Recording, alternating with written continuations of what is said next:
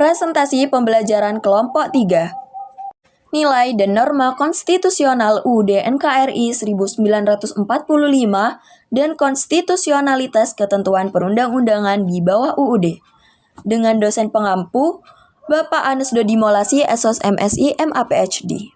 Anggota kelompok, Farhan, Andrew, Eka, Kayla, Nadia, dan Muza. Perlunya konstitusi dalam kehidupan berbangsa dan bernegara di Indonesia. Apa itu konstitusi? Konstitusi adalah hukum dasar tertinggi dalam suatu negara, baik tertulis maupun tidak tertulis, yang menjadi pedoman penyelenggaraan pemerintahan, mengatur pembagian kekuasaan, serta menjamin hak dan kewajiban warga negara. Mengapa konstitusi diperlukan dalam kehidupan berbangsa dan bernegara? Karena konstitusi menjadi hukum dasar tertinggi, pembatas kekuasaan, pedoman penyelenggaraan negara, penjamin HAM, alat pemersatu bangsa, dan dasar legitimasi kekuasaan. Menggali sumber historis, sosiologis, dan politik tentang konstitusi dalam kehidupan berbangsa negara Indonesia.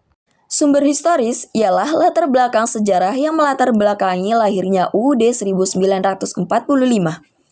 Yang pertama yaitu pengalaman penjajahan. Pengalaman penjajahan Indonesia yang berlangsung selama ratusan tahun. Yang kedua, proses perumusan UUD 1945. Sumber sosiologis ialah kondisi sosial masyarakat Indonesia yang mempengaruhi isi konstitusi. Yang pertama yakni keberagaman bangsa Indonesia. Yang kedua, nilai gotong royong dan musyawarah. Sumber politik ialah dinamika kekuasaan dan sistem pemerintahan yang mempengaruhi pembentukan serta perubahan konstitusi. Pertama, penentuan sistem pemerintahan. Dan yang kedua, amandemen UUD 1945. Bagaimana dinamika perkembangan konstitusi yang berada di negara Indonesia? Konstitusi Indonesia bersifat living constitution, yaitu dapat berkembang mengikuti perubahan zaman. Perubahan kondisi masyarakat, politik, dan demokrasi membuat konstitusi perlu disesuaikan agar tetap relevan.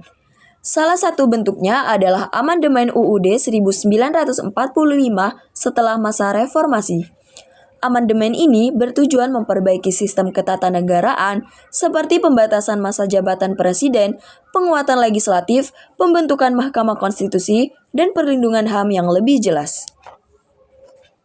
Apa saja yang menjadi tantangan konstitusi dalam kehidupan berbangsa dan bernegara di Indonesia?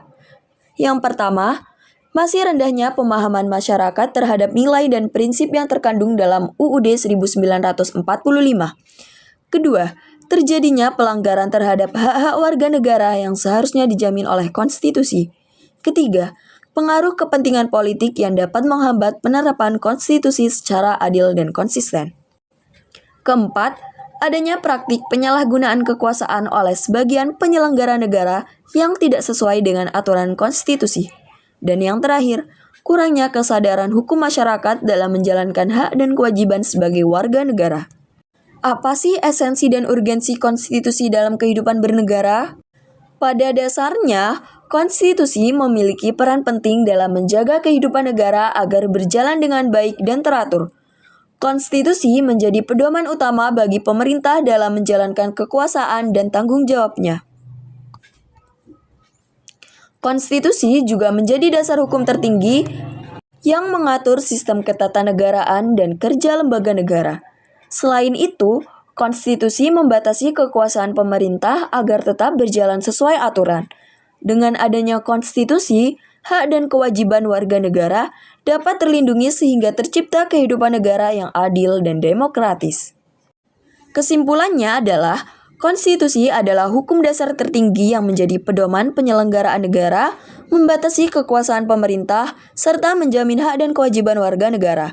Di Indonesia, konstitusi yang berlaku adalah UUD 1945 yang berkembang melalui amandemen agar tetap sesuai dengan perkembangan zaman dan kebutuhan demokrasi.